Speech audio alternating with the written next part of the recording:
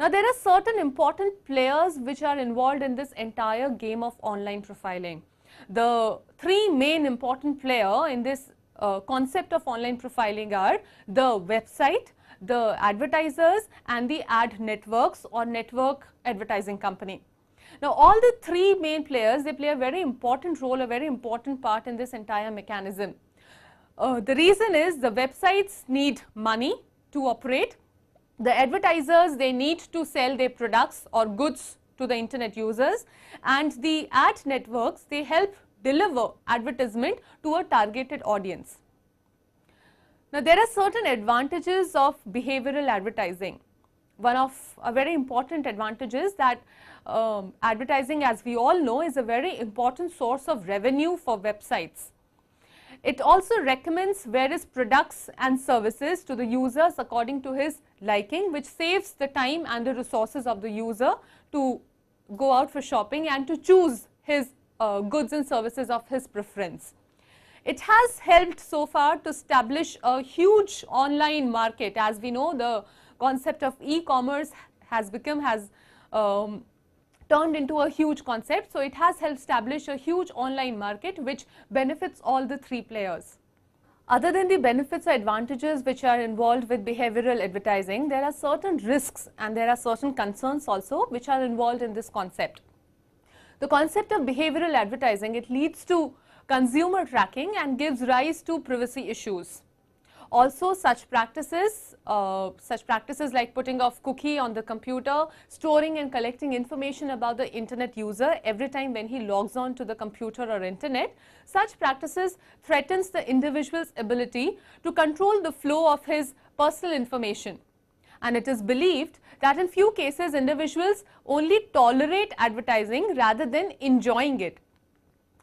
There are certain other attached risks also, such as the use of potentially inaccurate data which affects the image of the user. There is always a potential threat that the data can be inaccurate, and that creates a wrong image about the user.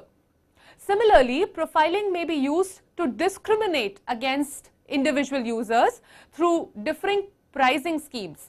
The advertising company may offer same product to different individuals, to different consumers at different prices depending on the fact whether they are wealthy or not.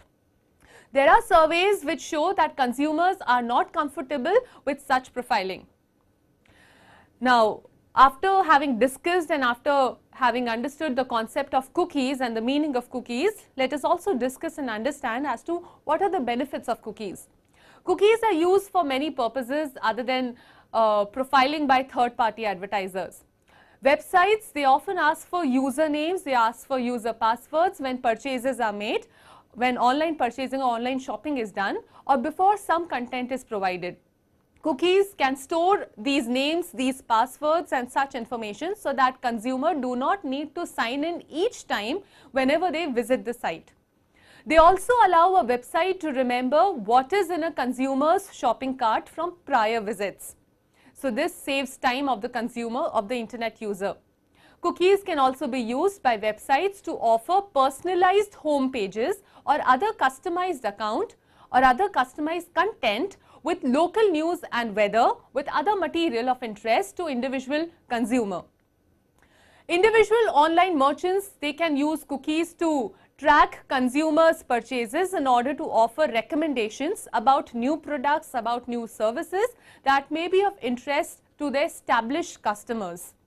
And by enabling businesses to monitor traffic on the websites, cookies allow business to constantly revise the design, the layout of the sites to make them more interesting, to make them appear more appealing to the internet users, to the consumers.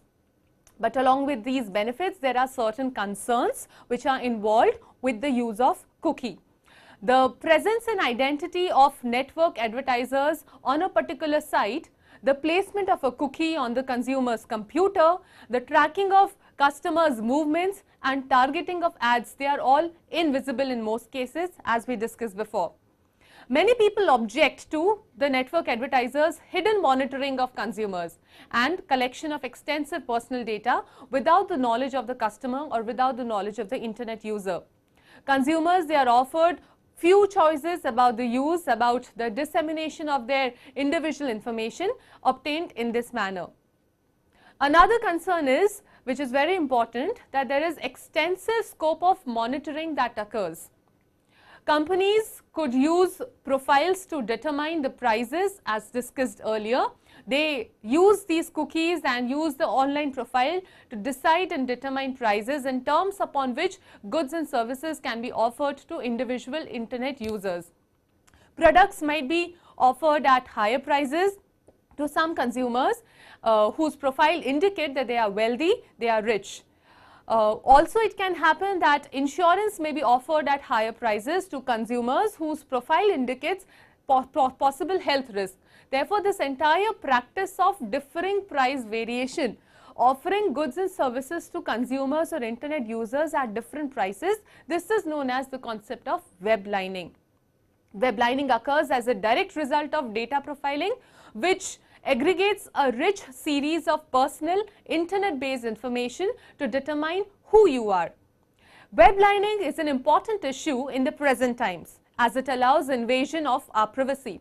There are conflicting situations in laws across different countries, different nations, which make it difficult to resolve this issue. The solution only lies somewhere between probably the government, the industry and the individual. Efforts are required to be made to raise the level of internet privacy so that people are not refrained from using internet freely. After having discussed the concept meaning of cookies, online profiling, behavioral advertising or targeted advertising and also the web lining, we should analyze whether online profiling or creation of such a profile is a harmful practice.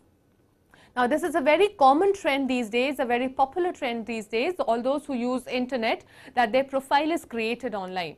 This has been considered to be a harmful practice by many thinkers as it counters the traditional notions of privacy and data protection. Privacy, as we all understand and as it was understood in general, it includes some measure of control over personal information and which is being infringed, which is being threatened in case of online profiling. Another disadvantage of online profiling is that it limits the options available to the users. His choice gets limited by his behavioral pattern. It may also take the form of variable pricing, wherein a user's past browsing history is reviewed by the sellers to adjust their prices. Another interesting observation is that there is no guarantee of accuracy in a consumer's profile. The reason is that when multiple people use the same computer which is being tracked, then the resulting profile may not be accurate. Such inaccuracies, they give rise to the probability of putting unrelated discriminatory advertisement on information gathered through profiling. Therefore, it also poses a challenge to the question of, to the issue of accuracy in case of data collection. So, in this module, we discussed the meaning, the concept of online profiling, how is it created, the concept of cookies and how are they used by the network advertising companies, what is the role of network advertising companies in the creation of online profile of an internet user. The legal issues involved in the creation of online profile is that it poses a threat to the privacy of an individual. Although there are certain inherent advantages, there are certain merits which are there in case of behavioral marketing, in case of online profiling.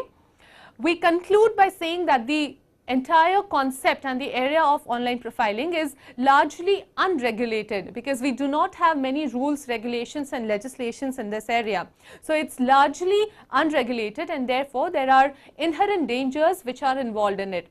Users cannot effectively prevent online profiling as most of them are generally unaware of its presence. They do not know as to what protective or preventive measures they should take. There is also a need for a strong legislation to protect and empower consumers in the online world. Online profiling has a direct nexus with online privacy and data protection laws.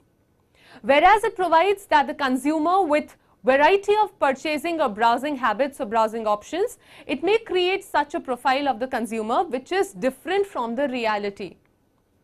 Online profiling also poses a challenge to the data protection law and maintains online privacy.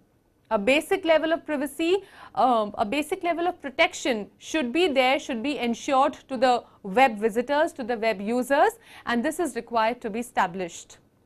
The entire concept of online profiling, it gives rise to what is known as behavioral advertising or internet-based advertising, as we discussed. It is the marketplace where the seller, the advertiser who is also an intermediary, and the end user who is the internet user, all three parties, all three main players are affected.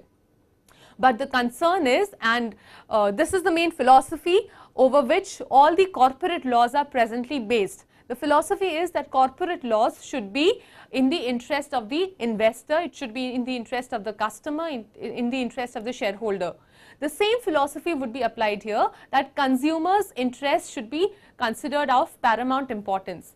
But the concern here is that consumers' rights and interests, they should not be adversely affected by this concept of online privacy, online profiling, and in this entire phenomena of market mechanism wherein the three main players have a major role to play, the consumers' interest should be not adversely affected, they should be secured and protected.